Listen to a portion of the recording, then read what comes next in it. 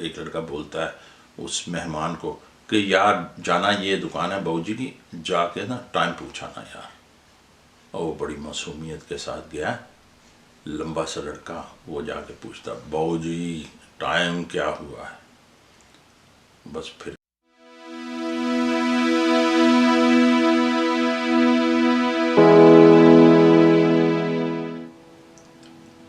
आप देख रहे हैं विसल ब्लो टीवी, मैं हूं एच खान। थोड़ा सा पहले की बात है कि इंडिया के अंदर एक रियलिटी शो लगता है जिसका नाम है बिग बॉस। तो उसके अंदर डिफरेंट बैकग्राउंड से लोगों को लाया जाता है, जिसके अंदर पढ़ा लिखा तबका भी होता है, ज़्यादातर यंगस्टर डाले जाते हैं और मीडिया के लोग डाले जाते हैं। लेकिन कभी कभी उसमें ऐसे करैक्टर भी डाल दिए जाते हैं जिनको उसकी इंतज़ामिया इसलिए चूज़ करती है कि उससे वो थोड़ा सा एक डिफरेंस पैदा होता है और एक एंटरटेनमेंट का एक ज़रिया बनता है। उसमें कुछ साल पहले एक खबर सुनी थी जिसके अंदर ये सुनने में आया कि जी बिग बॉस के एक शो के अंदर कोई उन्होंने योगी तांत्रिक बाबा को भी डाला हुआ था। तो उस तांत्रिक बाबा ने, उस योगी ने किसी औरत के ऊपर दर पेशाब फेंक दिया। अब वो बहुत उस पर ले दे हुई, उसके निकलने से पहले, बिग बॉस के अंदर से बाहर आने से पहले उसके अंदर बड़ा शोर शूट डला। तो उस जैसे ही वो बाहर निकला तो उसके पीछे सहाफ़ी लग गए, जैसे वो हमेशा लगते हैं लोगों के पीछे। तो वो जनाब सहाफ़ी लग गए उसके पीछे। तो कभी उसका इंटरव्यू किया जाता, कभी उस पर तनकीद की जाती, कभी अखबारों में आता। अब वो आगे आगे और सहाफ़ी और पीछे पीछे। चूँकि वो पेशाब एक औरत में डाला गया था तो कुछ आज़ाद ख्याल औरतें जो हैं वो भी उसके पीछे लग गई। फिर टीवी जो हैं चैनल्स, उन्होंने उसको इनवाइट करना शुरू कर दिया टीवी चैनल पे। और देखते ही देखते वो हुआ क्या कि वो बिग बॉस में जाने से पहले तो एक बड़ा ही बाइज्जत किस्म का वो एक योगी बाबा था। अब जब उसको औरतों को भी बुलाया जाता तो औरतें जनाब वो मीडिया में सबके सामने टेलीविज़न स्टेशन पे उसको थप्पड़ भी लगा देती हैं कभी कभी। तो देखते ही देखते उसकी इज्जत का जनाजा निकल गया। इससे पहले वो बड़ा ही तांत्रिक बाबा की बड़ी शोहरत थी, बड़ा उसका नाम था, लोग उसकी बड़ी इज्जत करते थे, बड़े उसके फॉलोअर थे। और उसके एक दम करने पे लोग ये समझते थे कि उनकी तकदीर बदल जाएगी। लेकिन उसके बाद हालत क्या थी कि जनाब वो तांत्रिक बाबा साहब आगे आके और आज़ाद ख्याल लोग, औरतें, जैसे वो पाकिस्तान में होता है ना कि वो मेरा जिस्म मेरी मर्ज़ी जैसी औरतें, वो उसके पीछे लग गई हैं। और दिन रात उसको कोई वो सड़क पार कर रहा है तो वो पीछे भाग रही हैं, तो कभी वो आगे है कभी वो पीछे है। तो वो जनाब ऐसा एक सिलसिला चला। तो जब मैंने इस न्यूज़ को देखा तो मुझे बड़ा अजीब सा लगा। लेकिन मैंने जब थोड़ा सा गौर किया तो पता चला कि दुनिया आज से 50 साल पहले भी वैसी की वैसी थी जैसे अब है। उसके अंदर कोई चेंज नहीं आई। बस ये है कि हमें खबरें इस किस्म की मिलती हैं, हम समझते हैं कि ये पहली दफ़ा हो रहा है, लेकिन ये सदियों से होता चला है। जैसे मुझे उस वाक़े ने अपने बचपन का एक किस्सा सुना दिया कि हमारे वहाँ पे एक मोहल्ले के अंदर जब हम टीनेजर थे, वहाँ पे एक दुकान हुआ करती थी।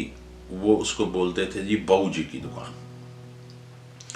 तो बहू जी की दुकान का हाल ये था कि वो एक खोखा नुमासी एक कोने पे बनी हुई एक दुकान थी। तो बहू जी किसी सरकारी दफ्तर में काम करते थे। तो जब उनको छुट्टी होती थी तो वो जनाब आके दुकान खोल लेते थे। 2, 4, 6 घंटे वो दुकान खोलते थे। उसके बाद शाम होती थी तो वो अपने घर चले जाते थे। तो बहू जी की बड़ी इज्जत थी मोहल्ले में जनाब। बड़ा उनका दबदबा था, सफ़ेद रंग के उनके बाल थे, ऐनकें उनको लगी हुई और बड़ी ही बारोब शख्सियत के मालिक थे। तो हर आदमी उनको प्यार से बहू जी कहता था। तो उसकी वो मोहल्ले के एक कोने पे थी। मोहल्ले के दूसरे कोने के ऊपर एक धोबी की दुकान थी। धोबी की दुकान के बाहर एक बहुत बड़ा थड़ा था। اور گرمیوں میں ہوتا یہ تھا کہ وہ تھڑے کے اوپر جب بابا مولا اپنی دکان بند کر کے چلا جاتا تھا تو وہ ایک زمانہ ایسا تھا جس میں ٹیلی ویژن، میڈیا، یہ موبائل فون یہ کچھ بھی نہیں تھا. ٹیلی ویژن تو نہ ہونے کے برابر تھا، کسی کے گھر میں تھا ہی نہیں پہلے نمبر پہ اس زمانے میں. تو وہ لڑکے کیا کرتے تھے کہ انسانوں کی عادتیں اور جانوروں کی عادتیں اس وقت بالکل ہی ملتی جلتی تھیں، یعنی کہ اس کو آپ کہہ لیں کہ وہ بڑی ہی نیچرل سی لائف تھی اس وقت. آپ شام کو یہ دیکھ سکتے تھے کہ شام کو مرغابیوں کے جھنڈ جا رہے ہیں وہ اپنے گھونسلوں کی طرف. اسی طرح انسان بھی شام کو چھٹی کر کے سارے کے سارے گھروں کی طرف آتے ہوئے دکھائی دیتے تھے. لائف شام کے بعد، رات کے بعد ایک اس میں سلو ڈاؤن آ جاتا تھا. تو وہ زمانہ تھا جب وہ لڑکوں کے پاس کوئی ایکٹیویٹی نہیں ہوتی تھی تو وہ شام کو آ کے تو وہ تھڑے کے اوپر اکٹھے ہونے شروع ہو جاتے تھے. اب وہ جو بابا مولا تھا، جو دھوبی تھا، اس کے ساتھ بہو جی آ کے اس کے تھڑے کے ساتھ اپنی سائیکل کھڑی کرتے تھے، وہ خود چلے جاتے تھے دکان کے اندر. ایک دن ادھر بہت سارے لڑکے اکٹھے ہوئے گپیں ہانک رہے ہیں. ان کی زیادہ تر اس وقت ان کی جو گفتگو ہے ان کا موضوع ہوا کرتا تھا فلمیں، کیونکہ یہی ایک انٹرٹینمنٹ کا ذریعہ تھا. اور حال یہ تھا کہ بھئی جو فلم اچھی ہوتی تھی وہ بار بار دیکھتے تھے، اور وہ جو دیکھ کے آیا ہوتا تھا وہ اپنی سٹوری سنا رہا ہوتا تھا. اس وقت وہ زمانہ ایسا تھا کہ جس وقت فلموں کی کامیابی کو اس سے ناپا جاتا تھا کہ بھی کتنے آدمی بکنگ پہ ٹکٹ لیتے ہوئے مر گئے. تو وہ لڑکے سارے کے سارے گپیں لگا رہے ہیں، صبیہ خانم کی فلموں کی سٹوریاں سنا رہے ہیں، کوئی وحید مراد کی سنا رہا ہے، کوئی کسی کی. تو جناب ہوا کیا کہ سائیکل گر گئی باؤ جی کی ساتھ پڑی ہوئی. تو وہ لڑکے جو کھڑے تھے اس ٹولی میں، اس میں سے ایک لڑکا اس نے سائیکل اٹھا کے جب وہ کھڑی کر رہا تھا اس کو پھر دیوار کے ساتھ لگا رہا تھا تو باؤ جی نے گردن نکال کے اپنے اس دکان سے دیکھا تو انہوں نے یہ سمجھا کہ یہ لڑکا ڈیفینیٹلی میری سائیکل چلا کے کہیں سے آیا ہے. تو انہوں نے جناب اس کو گالیاں نکالنی شروع کر دیں، جو بھی برا بلا کہا. وہ زمانہ ویسا تھا کہ آگے سے ینگسٹر جواب نہیں دیا کرتے تھے بزرگوں کو. تو وہ جناب لڑکے اب خاموشی سے ان کی بات سن رہے ہیں تو وہ جناب انہوں نے جو کہنا تھا کہہ کو کے تو اس کے بعد پھر وہ دکان کے اندر اور اپنے پھر بیٹھ گئے. تو اب سب لڑکے اس لڑکے کو مذاق کرنا شروع کر دیا جس کو گالیاں پڑی تھی. تو وہ سر کھجاتا ہوا کہتا ہے یار باؤ جی کا تو کچھ نہیں کیا جا سکتا، کیا کر سکتے ہیں. تو ایسی ابھی بات چل رہی تھی تو ایک لڑکا اٹھا اور باؤ جی کے پاس چلا گیا. اور جب واپس آیا تو وہ آ کے دوسرے لڑکے کو بولتا ہے جانا یار ذرا باؤ جی سے ٹائم پوچھ کے آنا. تو لڑکا بولتا ہے یار تو گیا تھا تو ٹائم پوچھا تھا اس وقت نہیں. وہ کہتا ہے یار مجھے یاد نہیں رہا، جا اور اس سے ٹائم پوچھ گیا باؤ جی سے. وہ دوسرا لڑکا ٹائم پوچھنے چلا گیا. اس کے بعد آیا تو جناب تیسرا لڑکا اٹھا، وہ گیا، اس نے جا کے باؤ جی سے ٹائم پوچھا. اب وہ جو 10-12 لڑکے ادھر کھڑے تھے وہ ہر 2 منٹ کے بعد جاتے تو باؤ جی سے ٹائم پوچھاتے. تو اب ہوا کیا کہ اس اتنی دیر میں ہمارے محلے میں کوئی شادی تھی، ان کا ایک بچہ تھا، کوئی شادی پہ آیا ہوا تھا. وہ تھا تو 15-16 سال کا لیکن 6 فٹ کا قد، سوکھا سا لمبا سا ایک لڑکا. اس کو نہیں پتا کہ جناب یہ لڑکے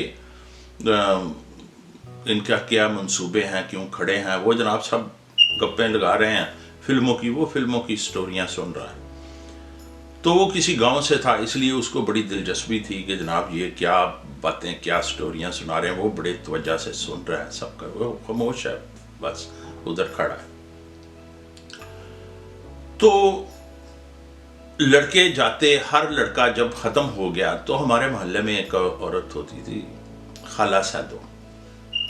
خالہ سیدو آ گئی تو وہ پوچھتی ہے لڑکوں کے، سب لڑکے یہ سارے آج جو ٹولی ہے وہ کیا کر رہی ہے، آج کی کاروائی تم نے کیا ڈالنی ہے.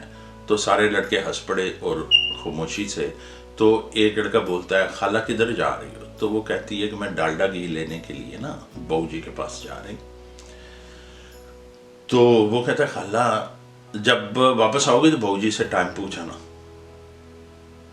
अब जब खाला दुकान पे गई है तो उसने बहू जी से टाइम पूछा है, तो बहू जी को कुछ शक हुआ कि ये अभी तक ये 25 आदमी मेरे पास चक्कर लगा चुके हैं, क्योंकि जो भी मोहल्ले का बच्चा जा रहा होता था बहू जी की दुकान से टॉफियां लेने, उसको भी बोल दिया जाता था कि जा बहू जी से टाइम पूछ के आ।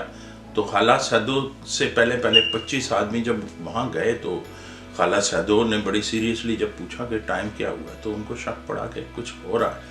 उन्होंने गर्दन निकाल के ना हमें देखा, तो सारे लड़कों ने अपनी गर्दन दूसरी तरफ घुमा ली। तो जनाब सारे अब उधर खड़े हैं, बहू जी फिर अंदर चले गए। खाला सैदो आई और उसको शक पड़ा कि ये लड़के कुछ ठीक नहीं कर रहे, लेकिन वो टाइम बता के घर को चले गए। अब 2 मिनट के बाद एक लड़का बोलता है उस ग्रुप में से, उस लड़के को, वो जो लंबा सा लड़का बेखबर, उसको नहीं पता क्या होने वाला है, एक लड़का बोलता है उस मेहमान को कि यार जाना ये दुकान है बहू जी की, जाके ना टाइम पूछाना यार। तो वो जो मेहमान लड़का था उसको बोला कि तुम जाके टाइम पता करके आओ। तो वो बड़ा मासूम, उसको कोई खबर नहीं है कि पीछे क्या कहानी चल रही है, क्या मंसूबे खामोशी से बन चुके हुए हैं। जो उसकी समझ से बालातर थे वो बड़े आराम के साथ उन लड़कों को फेवर देते हुए वो बहू जी के पास गया और बड़े ही अदब व एहतराम के साथ पूछा, बहू जी टाइम क्या हुआ है। बस फिर क्या था कि बहू जी ने एक जंप मारा और उस 6 फुट कद के लड़के के गले में लटक गए। अब लड़के की समझ में कोई बात नहीं आई कि हुआ क्या है, एकदम से हमला हो गया। तो वो ये कहता है कि बहू जी हुआ क्या है, मैंने क्या किया है, मेरा क्या कसूर है। ये 3-4 लफ्जों की वो गर्दान लगाते लगाते पीछे हटता हटता आखिरकार वो गिर गया। इतनी देर में वो टोली रफू चक्कर हो गई, वो गायब हो गए। तो उस टोली के गायब होने के बाद कुछ राहगीरों ने वो बच बचाव करवाया और आखिरकार उस लड़के की जान छूटी।